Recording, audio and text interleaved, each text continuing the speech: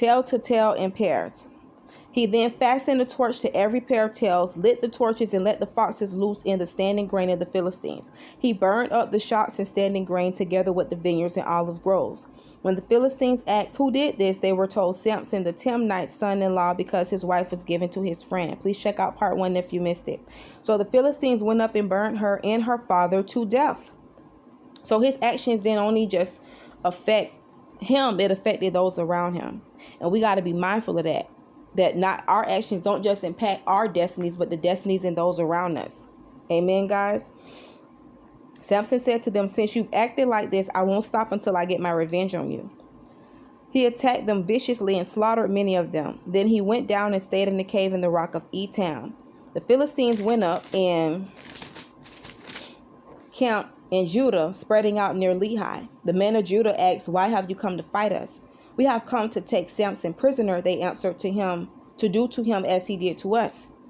Then 3,000 men from Judah went down to the cave in the rock of Etam and said to Samson, don't you realize that the Philistines are rulers over us? What have you done to us? He answered, I merely did to them what they did to me. They said to him, we've come to tie you up and hand you over to the Philistines.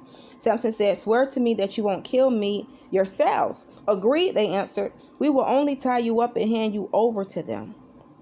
We will not kill you. So they bound him with 2 new ropes and led him up from the rock. As he approached Lehi, the Philistines came toward him shouting. The Spirit of the Lord came upon him in power. The ropes on his arms became like charred flax, and the bindings dropped from his hands. Finding a fresh jawbone of a donkey, he grabbed it and struck down 1,000 men. Then Samson said, with the donkey's jawbone, I have made donkeys of them.